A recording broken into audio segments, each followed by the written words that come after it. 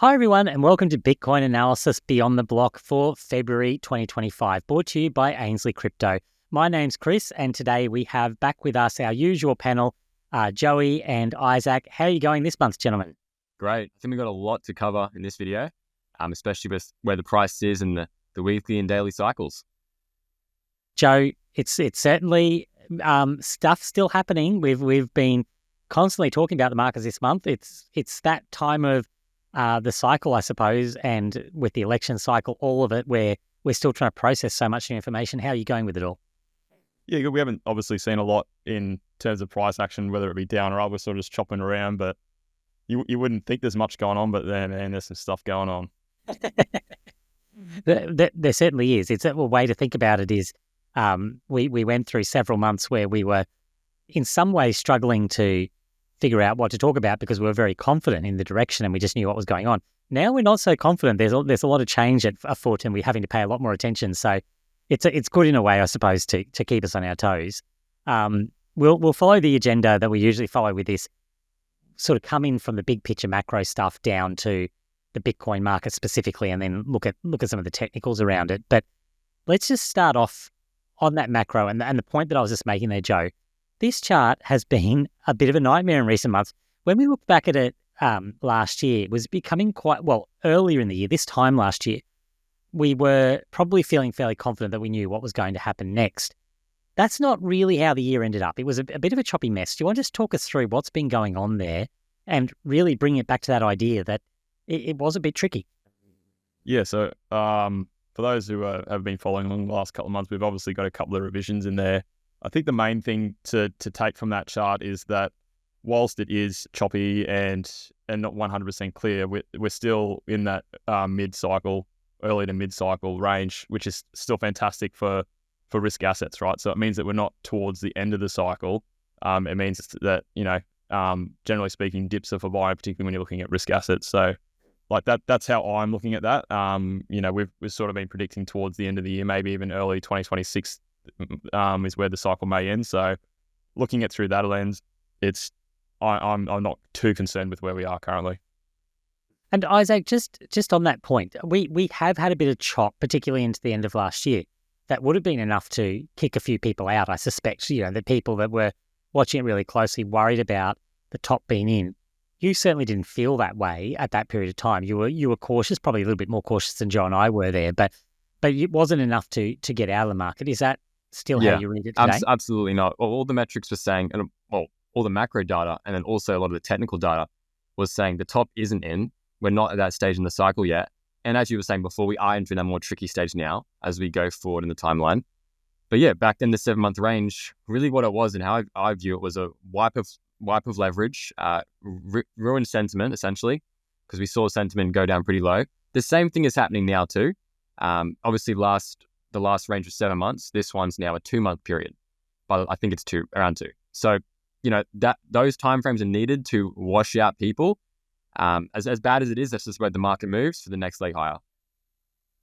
So, Joe, let's think a little bit more about this through the lens of what's going on in those macro markets. Specifically, when we talk about the US, we have been looking at this chart, and it's another one that sort of, I would argue, has been pretty much sideways for most of last year, making it a little bit difficult to read.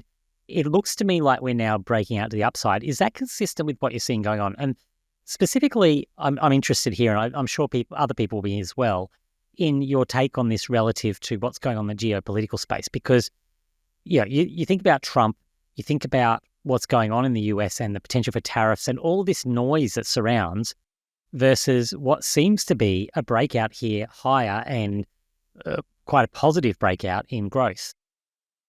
I think what we're looking at there is business confidence, right? Like businesses are willing to expand. You've had effectively what we call the Trump effect in terms of deregulation, potential tax cuts, and that adds a level of certainty around business and business expansion, right? So obviously all those things are fantastic for the economy, particularly if you've got interest rates in the US starting to come down.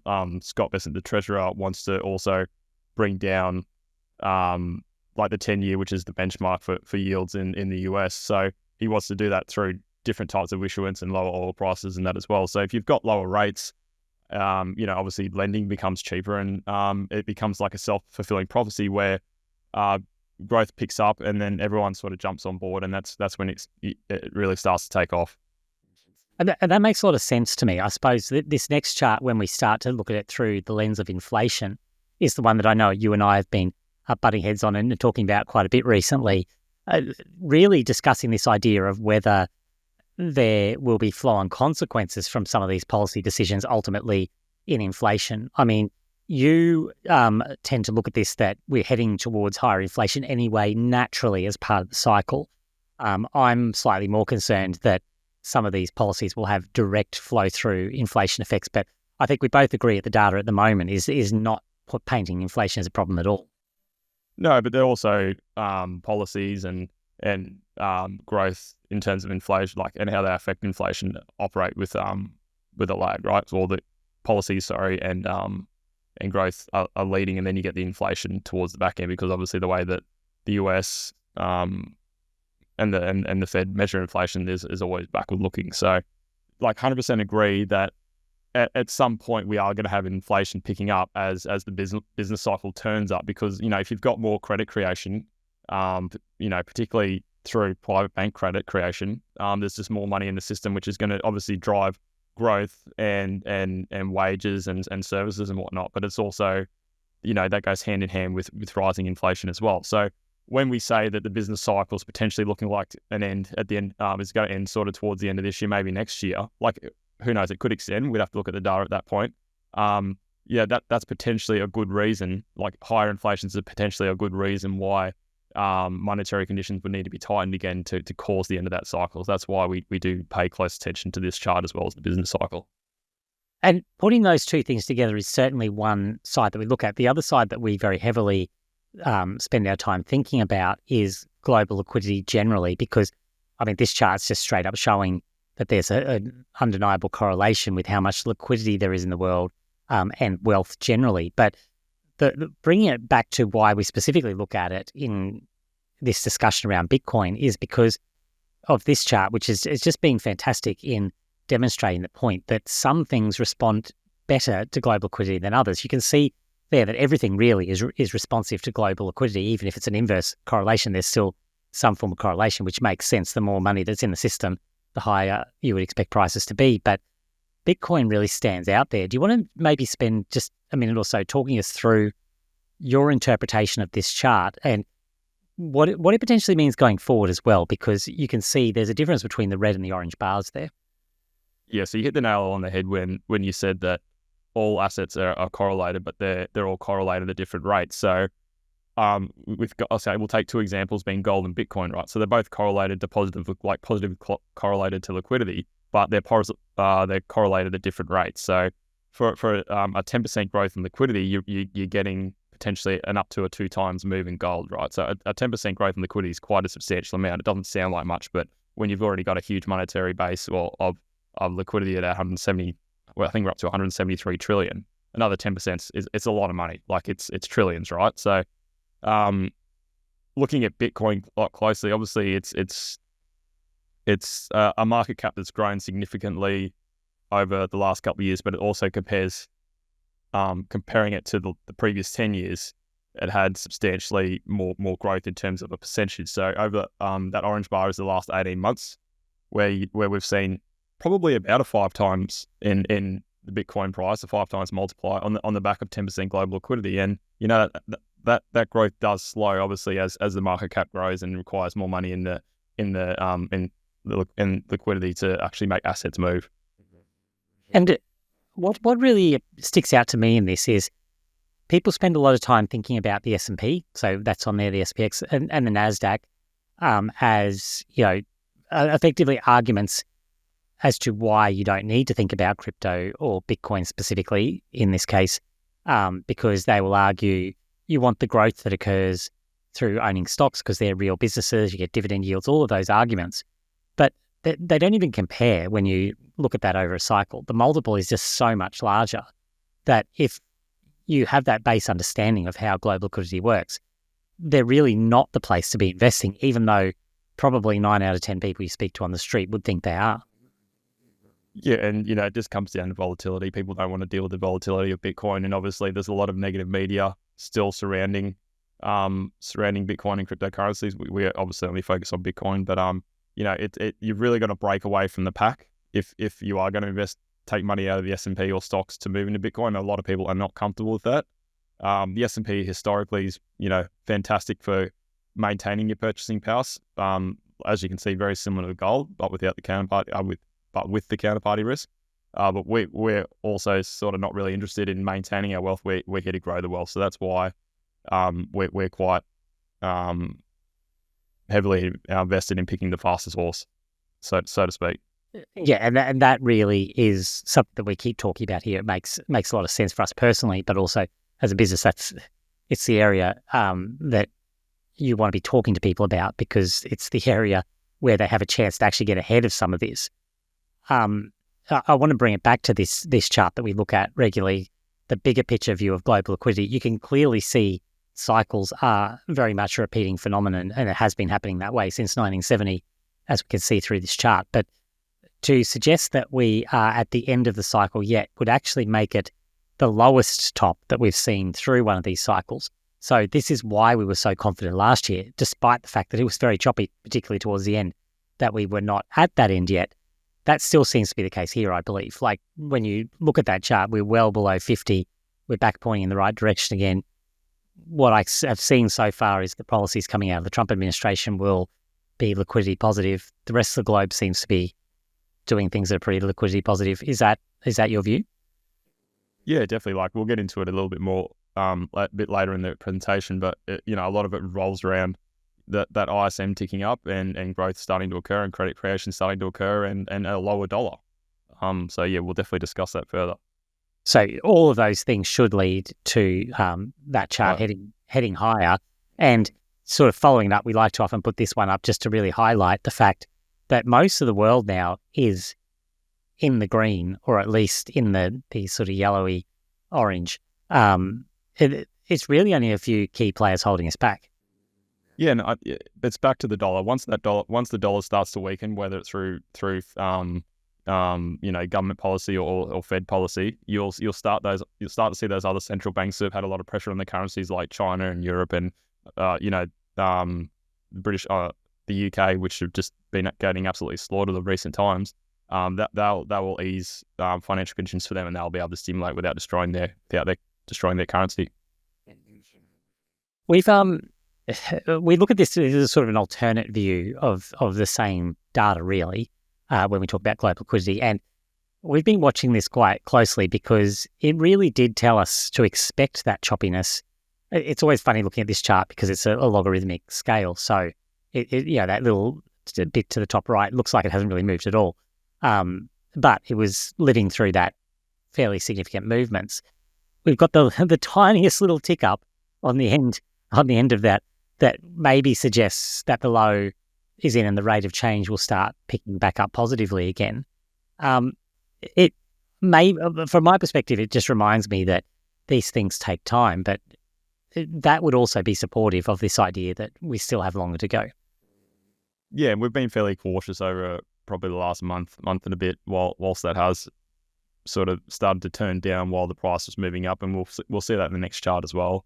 But it's a fantastic indicator of, a bit of a bellwether on whether the price action of Bitcoin's lining up with liquidity. So once again, it's just another tool. It's not going to give you the exact answer, but yeah.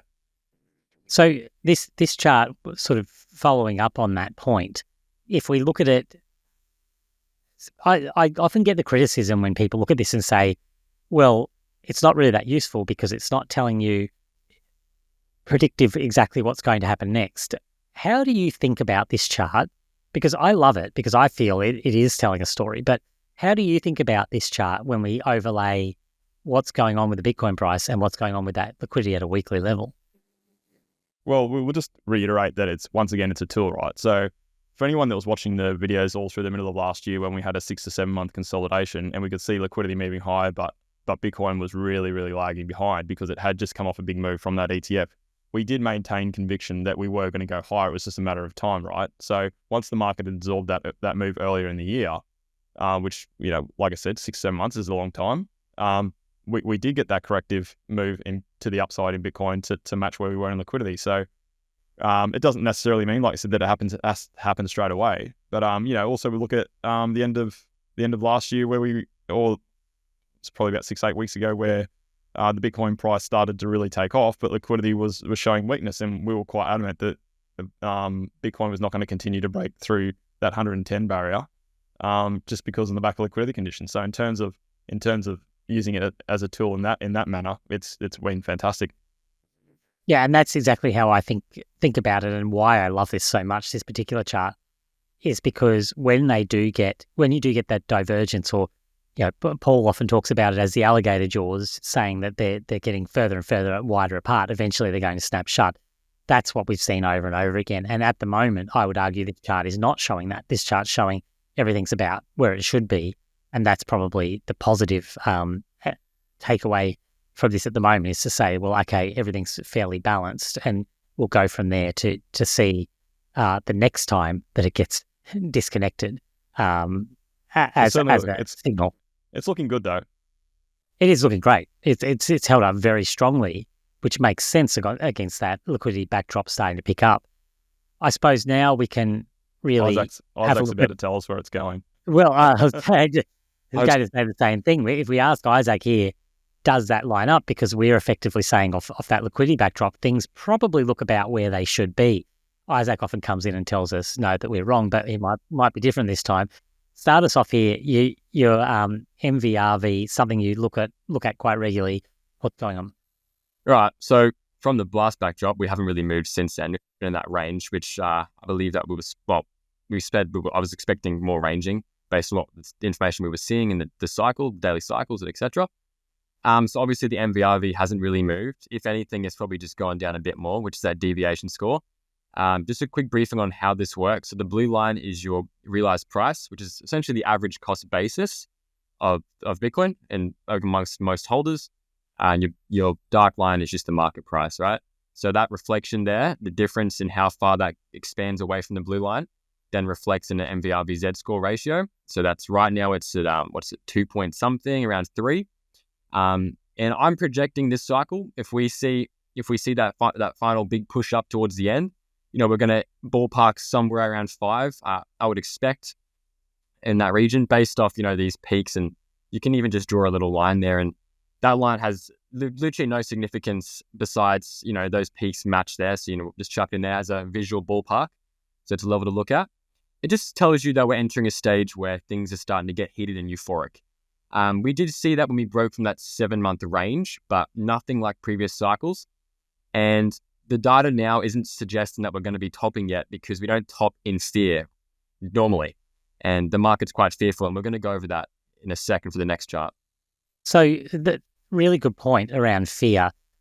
People struggle with this. I've noticed a few conversations that I've had where when you get caught in one particular we'll call it echo chamber, or however you think about it, when you go down one particular feed in X or wherever you get your data from, you can often think that the market is saying everything's going really well, everyone's really bullish, but then a different feed tells you everyone's really bearish and everyone thinks this is the end of the cycle. So it does require you to use the right tools, I think, to measure this, because just looking at your Twitter feed or your whatever Reddit stream or however you're looking at it is not necessarily telling you the whole story.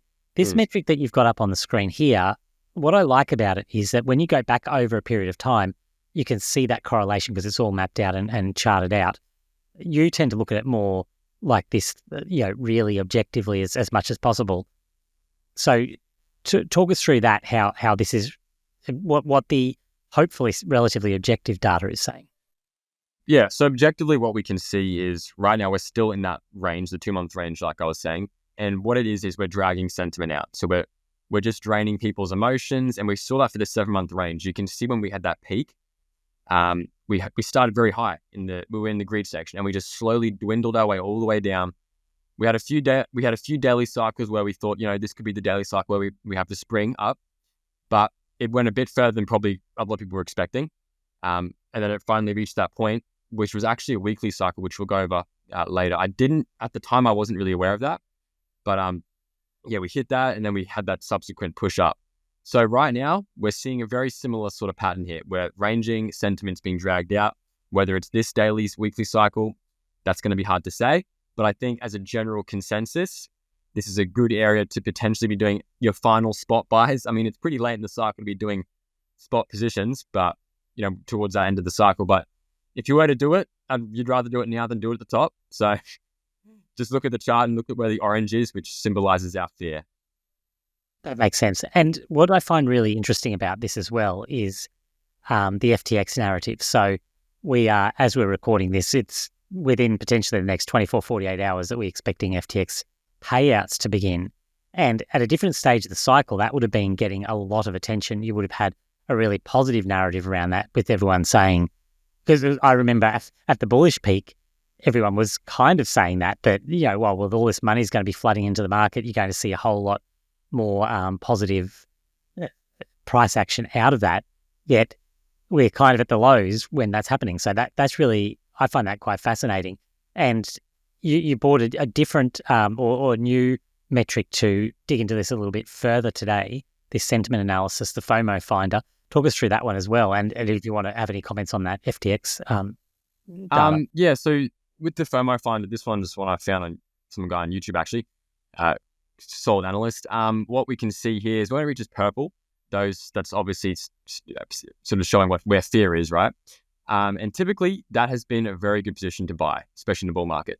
So what's interesting is you'll notice that a lot of these purple spots appear and they actually coincide with the weekly cycle lows. So around those regions, and they're good positions to start getting in. And they also reflect price will be shooting up after them. So you can see, I think it was an approximate double in price every time we had a big purple zone. So whether we get that going into this weekly cycle, that's going to be hard to say. It could be a timing-based cycle, so we might not get a giant sentiment flush because it is going to require a bit of a push down to get the purple in there, probably to your 80K region, high 80s. But right now we're just in that yellow phase, it just symbolizes really just ranging to me. And you can see there every time we've had that orange, I think it's orange or red, typically signifies we're going to slow down. So that's where we are now. And it's looking pretty good in my eyes for a push up. I would personally like to see a bit of a flush down, but we might just end up getting a timing-based cycle. And that is one that is actually really important for people to understand is if you're waiting to get that purple and the purple doesn't come, that's where you really burn yourself in a really strong bull market, because a lot of people will be waiting for that, particularly when that on that previous chart where you don't have that greed in the market, they're just waiting, and they end up having to capitulate when it's much higher than here. So I really love that point that you're making around a time-based period that's sort of really sucked all the life out of that to allow us to move higher. It doesn't have to be purely on that big spike lower. And another thing I'd quickly want to raise is the last range was 7 months. I just don't think it's going to be another 7-month range because it just wouldn't seem right where we are in the cycle, because this is the more explosive side. This is where it's meant to heat up real hard. I just don't know if I see another 7-month drag out. So I think it's either going to be relatively soon at the next daily cycle low. And I would agree with that. And that's where the risk is here, that people get flushed out too early just because they're expecting that bigger pullback that doesn't come. How does that line up with your sentiment when you think of it through the RSI level here? A lot of people are probably looking at this and freaking out and saying, oh, we're in the oversold territory. Yeah, well, I mean, technically we are, but you can see that the similarities in the last 2017 cycle, actually, where you sort of ranged at those upper bands. And I've gone over this in previous videos. And right now it's looking like that is actually what's playing out. So until that's shaken, I'm just going to have to stick by that and say we're going to be ranging upper bands. Because if we start to see significant dive down from here, I'll start to get a little bit concerned. But until then, I think we are following very similar to what we saw in that previous cycle. Obviously, your percentage gains are a lot less because obviously there was a lot more volatile, market cap was a lot lower. But yeah, in terms of a visual on the RSI, it looks very similar to that. Yeah, and I find that a metric that you've got to be careful with for similar reasons. I said before, but opposite, that when it does break those highs, it can stay there for a while. So the moment that it goes into overbought territory. I think you might say oversold, but you meant overbought there, I'm assuming. Yeah, that, sorry. I always stuff that one up. but the moment it gets up there, you want to be, you don't necessarily want to be immediately exiting because that's not how to use that signal, because as you point out, in that previous cycle, it stayed there for quite a while. The Google Trends is something that you've brought up a few times. These seem to be pulling down as well, so I'd assume that aligns with what you're saying around sentiment. Yeah. The Google actually, when I was looking at it last time, I was projecting a lot higher from their estimations. It had this line there was projecting higher, and obviously it's been shut down now. You can see that it's sort of just slam dunk down, which is actually good, believe it or not, because it means less people are interested, yet prices holding fairly well. We said the exact same thing before in the 7-month range, how there was no interest. All the Google Trends were very low. And then once it shot up, then we saw a rise in those Google Trends again. So it's like the same story repeats every time. And it's only the people who are here consistently who actually keep track of it, really, and know what's going on. And a similar, different search terms here, but similar story on here when we just look at Bitcoin and cryptocurrency generally. Exact same logic can be applied to that one, yeah. And the other metric you've really been looking at over the last several months is seeing if there is some correlation here with active addresses. Yeah, I think going back, which would align with what you're saying around the sentiment. Yeah, I think there definitely is. And if we see a bottom coming out with the price soon, I think that's going to probably create a higher high in terms of make it uptrend essentially. And yeah, that's going to be bullish. And that's what it looks like every single time we generally have the run up. So you'd be expecting that to happen. This monthly Bitcoin analysis is brought to you by the Ainslie Group, Australia's trusted choice to buy, sell and swap gold, silver, platinum and crypto online or in our Brisbane and Melbourne showrooms. With over 50 years of operation, we're your reliable partner in wealth management. If you're looking to buy tokenized gold or silver anywhere in the world, check out the Gold and Silver Standard for security of real-world precious metals combined with the flexibility of blockchain. Joe, this is a different chart you brought along today, but you've been making this point over several months, really, that you do need to look at what retail is doing versus potentially what the larger investors or the institutions are doing, because often that can paint, the divergence between what they're doing can paint a picture. What is this showing us? Well, first off, our first slide is usually the ETF flows, but because they're sort of flat to not doing a whole lot, I thought we'll get rid of that one for this month and insert something new. But so on this chart, this is sort of a lot to do with what Isaac was talking to in terms of sentiment. That little red dot there was the when Trump was effectively known he was going to be inaugurated and be the next president. So on the back of that, we've obviously seen a huge rally, and the smart money, or like the patient money, has figured out that we're going to get positive regulatory regime around crypto, whereas the retail or the short term thinking money initially sold off, but has also continued to decline. I think that has a lot to do with the impatience. We saw a lot around the inauguration in terms of the volatility and price action of Bitcoin, with people expecting that something was going to happen. It didn't happen, and these things take time. So I think as these things, as these things sort of pass through time and people lose patience, they expect that nothing's going to happen. So that's where we see those retail investors sort of start to move away, because what's happening in the market's not setting up to their expectations. How much do you think of this, and this is just your opinion because we don't have any data on it specifically here, but how much do you think of that is related to alt season or the expectation of alt season? People thinking Bitcoin isn't really the place to be if you want to make a lot of money. You need to be out further on the risk curve. You need to buy alts, because that could align with what we're seeing, because the price certainly kept going up and has remained stable. So that buyer is still there. If the seller is retail, what are they selling for? Well, if that's what they are doing, like obviously we know a number of people ourselves who are not really keen on the top couple of coins because the gains aren't necessarily there. They're sort of looking for more of a lottery ticket. But if that's what mass retail is doing and selling those altcoins or meme coins selling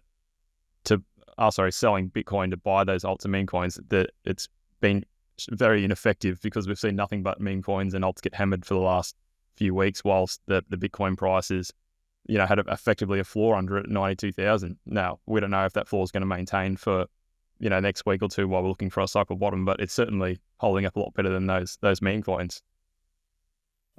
It's just a really interesting thought process because I wonder if that aligns with the sentiment stuff that sort of Isaac was talking about as well, that the sentiment becomes negative and people are really looking, the more depressed they become in that, the more they're looking for that lottery ticket to get out of it, and just really reinforcing this idea, at least themselves, that alt season is just around the corner and they can make it all back by taking a bigger bet.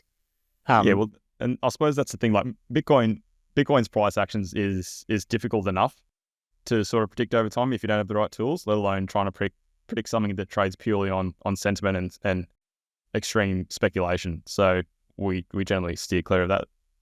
There's obviously going to be points in time where they do better, but for the sake of getting sleep at night, we'll just stick with Bitcoin. Well, and almost exactly to that point is this chart that when we're talking about Bitcoin, we can predict where we're going based on real world data rather than pure speculation. And you talked about this earlier, but just coming back to it again, this idea of the ISM being really important or growth in the US being important. Talk us through this one. Yeah, so we had our initial ISM chart and that's starting to tick up over 50. So you can see that peaks in Bitcoin line up somewhat with peaks in the ISM and obviously the opposing view as well, where we've had troughs in the ISM where growth is very slow. You've had lower prices in Bitcoin. And, it makes a lot of sense when you think about the ISM as a barometer for the economy, because if the economy is improving, it means businesses are expanding, which, they're hiring, wages are going up, people have more expendable income to go and invest in riskier assets. So if you think that the ISM is starting to turn up, then it's obviously a fantastic time to invest because prices are depressed because no one's out there really buying them. And if you think the ISM's peaking, then you can assume that most of the money is already in these speculative assets and it's time to start exiting. But we're not there yet. No, and that is quite clear.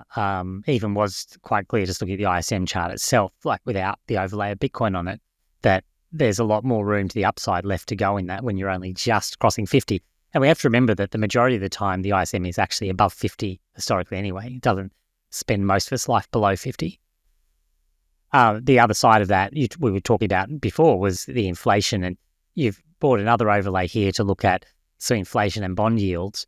That is telling a story as well about what we can expect in terms of this cycle. Yeah, so that black line is actually the same data that we use for our true inflation chart, and historically it's been a fairly good lead indicator of not only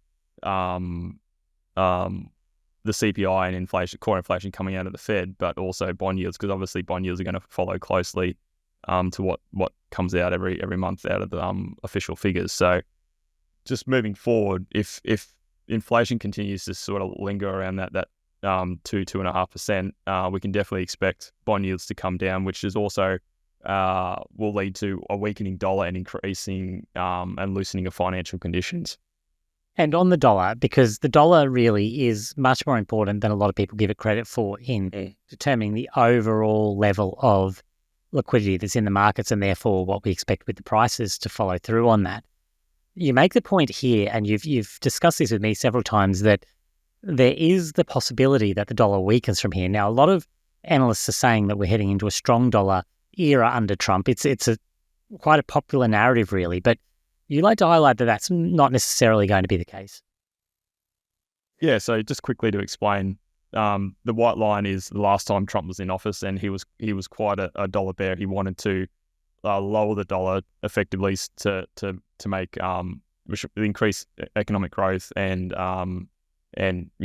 obviously if the dollar's weaker, they're able to export more items and whatnot, even though their trade balance is generally a negative one where they import more. So yeah, he's effectively talked down the dollar in January 2017. But there's a lot of rhetoric around, do they want a strong dollar? Do they want a weak dollar? I think the fact that they want lower yields and they want bond yields to come down, that's generally hand in hand, like I was speaking to with the previous chart, with a weaker dollar. Speaking in sort of where we are at the moment with the tariffs, whilst they do cause a bit of turmoil and potentially a strong dollar in the short term, I do still think, in my opinion, and you may have a different opinion on it that you might like to comment on, I still think he's using them as in Trump's using them as a negotiating tactic. And the weaker dollar is sort of the carrot at the end of the day, where if these other economies come around and play a game, he'll weaken the dollar and allow them to loosen financial conditions within their own economies.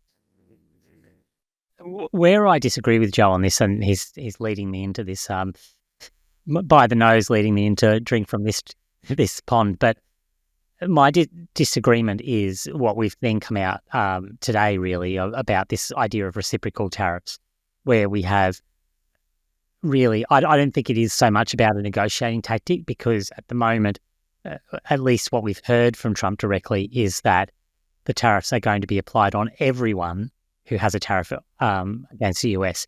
Now, that is a very large number of countries, and I don't think that is setting the ground to negotiate with each of them individually. I think it's more of a general move to protect US interests, level the playing field through his eyes.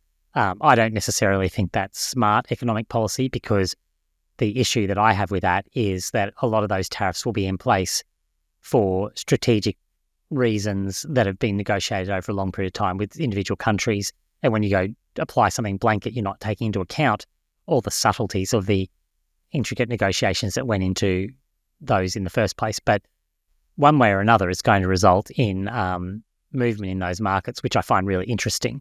And I think it's very interesting against the chart that we're looking at right there, just to say that not necessarily strong. It could be weak for other reasons. Like, we could see that chart play out again, and it could purely be on the back of other factors that result in a weakening US dollar as people try to navigate some of these tariffs, if they aren't in fact a negotiating tactic, but they are here to stay. And I mean, when it comes to a trade war, or the potential for a trade war, you never quite know the outcome before you begin.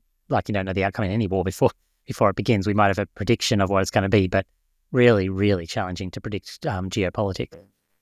Yeah, 100%. And I think, we could both end up being right and the dollar comes lower, and it could be for a completely different reason. Like, we've been around markets long enough to know that you can be right, but still right for the wrong reason. Yeah, so at the end of the day, follow the data and hold on to those convictions, not necessarily that strongly. This was a different chart that you brought along just to really highlight a point, I think. Talk to us about this, because student loans were a big issue.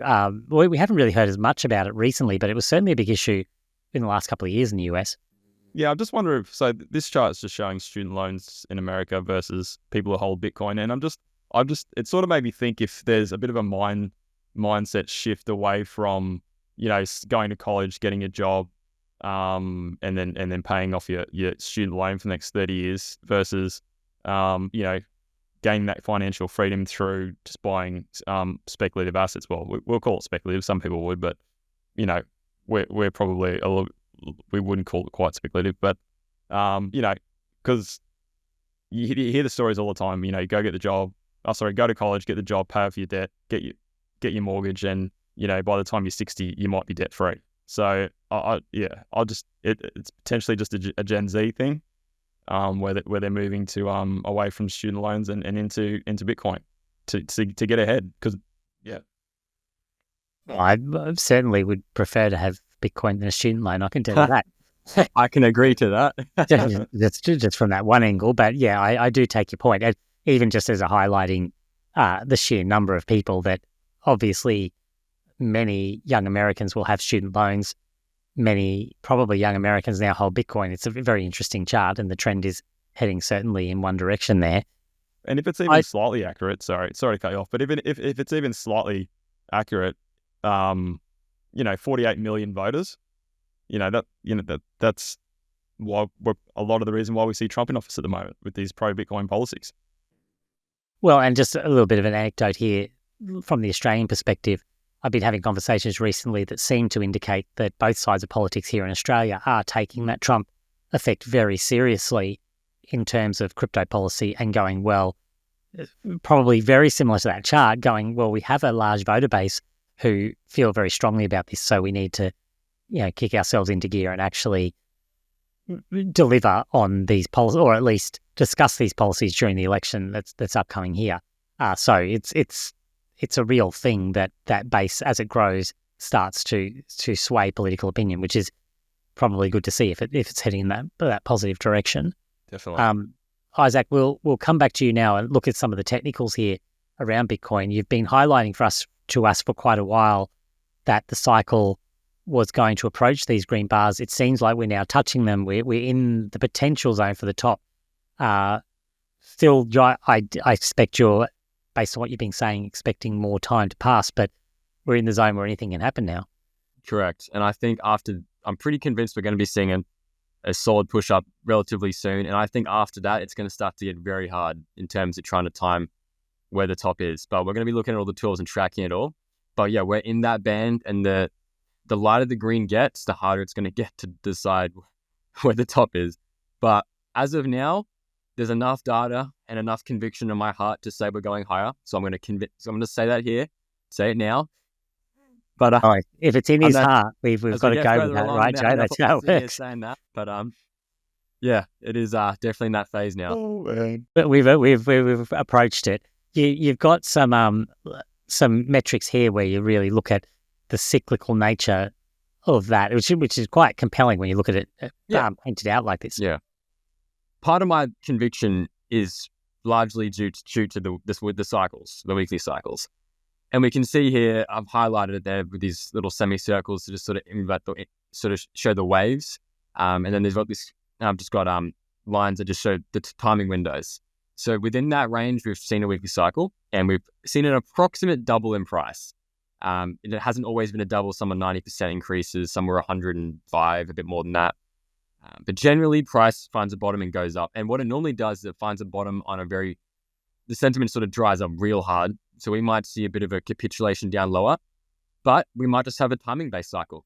So I think it's all priming up for some big move to happen. And even the stochastic RSI is sort of signaling we're in the oversold territory. So yeah, definitely looking good. And another view of effectively the same thing is the 60-day cycles.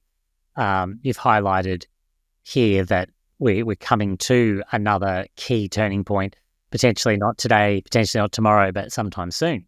Yeah, it's around 15 days towards the end of this month kind of situation. It's interesting because the daily cycle also coincides very closely with the weekly cycle. So this is a deadly combination in my eyes. We might see an undercut of those lows, but regardless of that, I think this is going to be a good level to be looking at. And this is a point, looking at the work of Bob Lucas when he was talking about this stuff, it's a really important point that he was hoping that it didn't go higher during this cycle, that it really did do effectively what it's done to enable that next cycle to be really strong, because we want the daily and weekly to line up, because it's exactly what you just described. It creates a really powerful move if we can get the two of those aligned. We need the leverage flushed out of the market, and we saw that with that drop, which doesn't actually look big on Bitcoin at all, but the altcoins were absolutely hammered. Yes. And the amount of liquidations that took place wasn't the biggest liquidation event ever. I'm pretty sure that's what I read in crypto. And yeah, Bitcoin didn't really move that much. Altcoins just got absolutely destroyed. That's partly why sentiment's also down the tubes right now too. And if we look at the volume profile here, that takes this a step further to identify, well, my interpretation of why you look at this is to go that step further, say, well, we know where we are in those cycles now. We need to get a little bit closer into where the potential, I don't know how you would describe it. Is it the areas where pivot points can occur? How do you look at that? So obviously we know we're having a weekly and daily cycle low very soon. So how do you look at this? So if we're having a timing-based cycle and we don't capitulate down lower, we might just ping off the point of control, which is the red line right now. We're ranging in here now. We might just find that we start to shoot up from here. But if we have a capitulation event, we might dip down to the value area low, take out those lows from those last wicks. There's some liquidity down there, and I'll go over liquidity in a second. And that would also match up quite well. Just looks like a channel. We hit the bottom of the channel and reverse up. So there's a few different situations here. We don't know what the outcome's going to be. So in terms of what to do, well, you could just start DCAing in and do a triangle formation. That lower it goes, do a heavier buy if you want to do that. But in terms of where we are, we're definitely priming up. It's either going to be at this level here, it's going to be a bit down lower. So that's my view, unless the top's in and we're all wrong. I mean, that could happen. But I think the data is saying enough to me that that's not the case. And I mean, the point with all of that is that now is not necessarily the time that you should be establishing your position. You should have established that, we would argue, 2 years ago. But yeah, like if you're adding to a position, or if you're more of a short-term trader, or you haven't been in the cycle so far, coming in a little bit at these points is okay. Yes, yeah. And there's also cycle traders that try to time these like weekly cycles and stuff. But yeah, I mean, the testament is just buy when the global liquidity was at its low. Yeah, 100%. Because it is going to get more difficult from here. You've said that throughout. Way more. It's going to get way harder. And this, I suppose, your CVD here, cumulative volume data, probably aligns with that getting a little bit more difficult as well. Yeah. What we can see is there's a slight bullish divergence, but I wouldn't put too much weight into it, because especially the fact that we're going into a weekly cycle low, we might see the capitulation down. But it also, if there's a bullish divergence, it also raises the question, we might have a timing-based cycle low, because we might just bounce from here since there's a bullish divergence. So that's why I said timing-based window is probably what's going to happen. But I wouldn't be surprised if we tank down lower. It wouldn't surprise me at all. Final chart you've got in this section is the liquidation map. Now, this is something that lots of people find really interesting to see, really where the potential targets are for people to be. Well, I mean, you can probably explain it better than I can, but I look at it as potential areas where people get wiped out, and why that's a positive thing for the market is those levels of stop losses or people getting liquidated creates a flush out that you've been describing, where you've sort of wiped out the highly speculative leverage traders, and then from there the price can really move. Is that, first of all, is that your interpretation of what we're looking at here? But also, secondly, what is this showing us in terms of which direction you think it heads next based on that?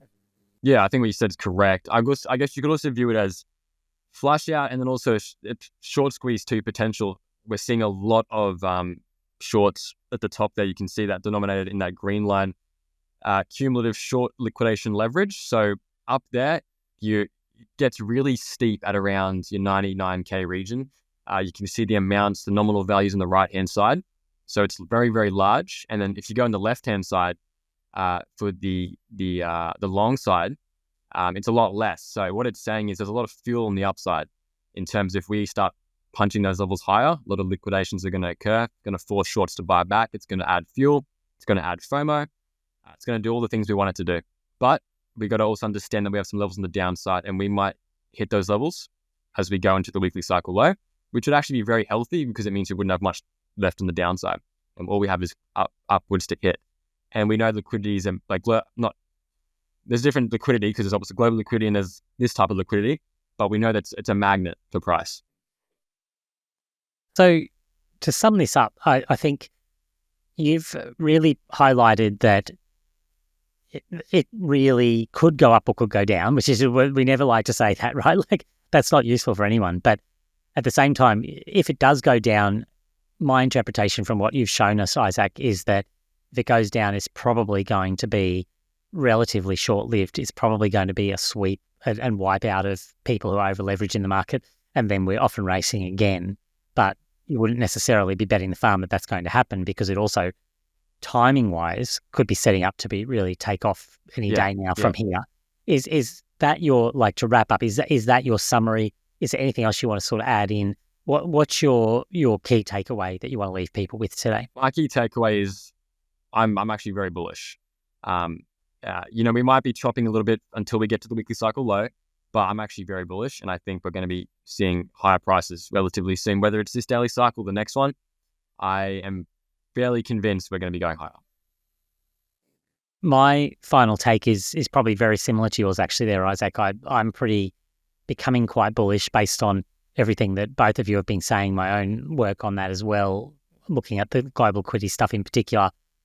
I keep being worried about potential. I've been referring to them as hand grenades of volatility that have been thrown into the markets recently. When you look at policies coming out of the White House, for example, that potentially could upset markets, but it's also kind of what happens when the market climbs that wall of worry. You get a little bit worried about potential things that could go wrong, but the data itself is painting a very positive picture. So I have to put aside some of those concerns that I have and just look at the data, and that data is looking really positive, particularly some of the things that Joe pointed out today. So I'm leaning that way as well, that we are setting up for what we said was going to happen all along, and that's that really strong move into the end of this year when we actually do top out in global liquidity. Joe, I'll leave you with the final words. What's your sort of thing you want to leave us with, or final takes on what's going on at the moment? Yeah, I think referencing your hand grenade analogy, there's been a few hand grenades thrown, and it's shaken the markets in very, over 1 to 2 trading days, but it's also recovered. And I think the market's looking purely through that at probably the same data that we are in terms of inflation, growing business cycle, growing liquidity, and it's remaining in a bullish state. So, I'm looking at potentially these drawdowns that Isaac's talking about below 90 as like effectively a gift, and I'll have some buys set in there, that's for sure. And if it doesn't get there, then we're going to be happy anyway. Yeah, well, that's right, and I think that reiterates the point that I was trying to make earlier, that you shouldn't really be starting your position here. It would be more of a building a position or adding to a position, or preparing for the rest of this year. But that's why we're going to be happy either way, isn't it? Because we're not building the core position here. We've had that for a while. Even if it pulls down, you might add a little bit to it, but it wouldn't be where you'd be starting from scratch. Absolutely, agree. Well, thank you both very much. As usual, it's been very insightful to dig into that data and look at where we are. It has been very volatile. It has been tricky these first 2 months. And from what Isaac sort of pointed out, I think we've got a lot more of that challenge ahead. So we'll continue to come back to that core data. We'll continue to look at it, analyze it in the months ahead. But thank you both for your time this month. No worries. Catch you later. Thanks everyone for watching. We'll chat again soon.